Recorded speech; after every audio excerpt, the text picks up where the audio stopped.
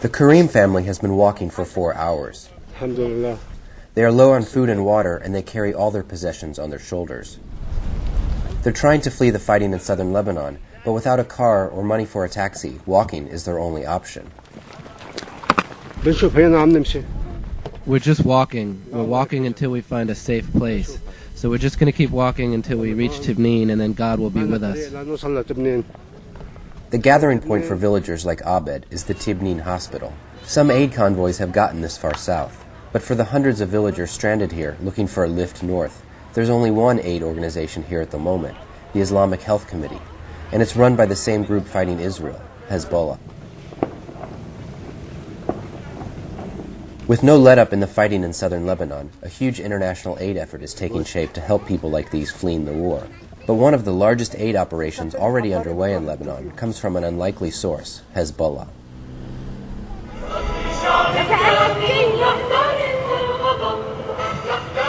In Beirut, as the radio blasts patriotic songs, volunteers spend hours in a steamy makeshift kitchen run by Hezbollah. They're preparing meals for displaced people from southern Lebanon.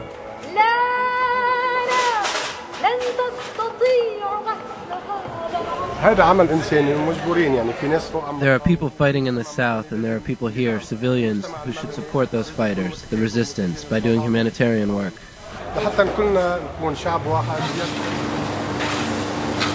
Hezbollah member who runs this operation did not want to be photographed, but he said that it feeds 8,000 people each day, and there are a dozen kitchens like it scattered around Beirut. And that could be only the beginning of the Islamic group's aid effort. Hezbollah says it is providing aid for no less than 75% of displaced people, according to Amin Sheri, a member in Lebanon's parliament from Hezbollah's political wing. We are helping these refugees because we think it's our duty, because those refugees are our brothers, sisters, mothers, and fathers. That's why we think we should help them more than the other associations and organizations. This is where those other associations and organizations coordinate the aid effort, the Lebanese government's High Commission for Relief. The government doesn't have statistics on the number of people it is caring for, but Mohammed Mamlouk, who coordinates incoming foreign aid, disputes that Hezbollah is providing so much help. I'd say we are covering the 75%. I mean, I'm sure they are caring for their people and stuff like that, but we're doing the best we can with the amount of damage and destruction that existed, and the scope of hostilities and the scope of destruction that we were totally unprepared for. I think we're getting there. We're catching up.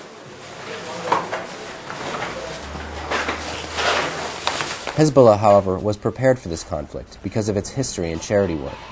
It was founded in the early 1980s as both a militia and a series of charities, largely in response to the central government's neglect towards the large Shiite Muslim minority in Lebanon. Over the years, Hezbollah has become a state within a state, fighting Israel, but also running everything from soup kitchens to large-scale construction projects. When the war began, displaced Shiites simply assumed Hezbollah would take care of them, rather than the central government. Hezbollah is the one who's providing us with everything we need. Even if they are tired, they stay up late just to see and check if we need anything, and they are providing us with everything we ask them. Although people here give Hezbollah all the credit, the group does not provide all the aid to the 450 displaced people who live temporarily at this private school. Hezbollah provides about 60% of food and medicine, with the government and private aid organizations providing the rest, according to Mohammed Mahmoud Zaraket, a math teacher who oversees aid at the school. I'm sure that if Hezbollah is not working on this problem, we may have many troubles. The persons may face many troubles. Okay? One of Hezbollah's columns of support is its capacity to provide public and social services to the population it serves. Judith Palmer-Herrick, an author and Hezbollah expert, thinks the Islamic group is doing a better job than the government at distributing aid. It is well schooled in how to do that over the years. They have been doing that since the time they were formed in the 80s. And so they are expert. They have very large networks. They have many volunteers, and these volunteers are led by professionals. So, and there are computerized agencies that have the long lists of the people they serve, and they keep very close details on the needs of the community wherever it is. So one imagines in time of great need, they simply expand. An Israeli jet flies over the destroyed southern suburbs of Beirut. Most people have left this area. Those who remain here must cope with Israeli airstrikes and no water or electricity. Residents say it's too dangerous for aid organizations to operate here, but Hezbollah has remained. This is their stronghold, and they control everything in Dahia, or the southern suburbs. In Dahia, we didn't see United Nations. The Red Cross provide some of the people, but outside Dahia. And Hezbollah, the only one who will provide everything for people. To get an idea how pervasive Hezbollah is in the southern suburbs, simply visit the Farm grocery store in the Beirut Mall. Head down the escalators to the parking garage where many people from the southern suburbs have found refuge. Hezbollah does not supply the food here, but it controls everything else.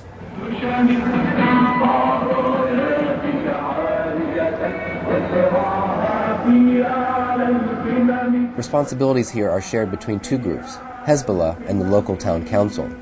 But Hezbollah also controls the council after it swept local elections. We have about 150 municipalities that are run by Hezbollah. All of their members are from Hezbollah, and people elect them because they know they belong to Hezbollah.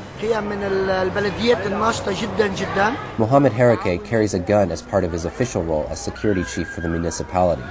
But he's also head of Hezbollah's social committee in this region. The people here view Hezbollah and the local government as one and the same. But this blurring of the lines between the Islamic group and government could cause problems for American humanitarian organizations. World Vision provides most of the food and water to the 1,400 people living in the garage. But as an American organization, it is forbidden by law to have contact with Hezbollah, which the United States government calls a terrorist organization.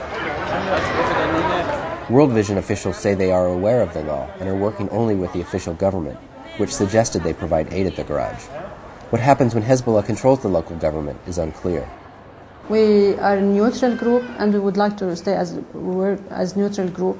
But this means that we have to work with all the governmental organization and the non-governmental organization. In Lebanon, wherever you go, you will have some groups that are liked in one area more than the other, but it doesn't mean that World Vision shouldn't work in this area. A sampling of the people living in the garage showed that most were unaware that World Vision was supplying food and water. Like most of the displaced people, they give all the credit to Hezbollah. I only trust Hezbollah because he is the only one I see here, but I haven't seen the UN here. I know Hezbollah always checks on us and helps us with everything we need. The Israeli government says that the Lebanese people should blame Hezbollah for starting this war and for being displaced from their homes. But in part, because of Hezbollah's aid operation here, the opposite might be coming true. I think all the people here now support them because they are supporting them with everything they need. They don't let anyone to need. Don't let anyone need anything. All of their needs, they give it to them.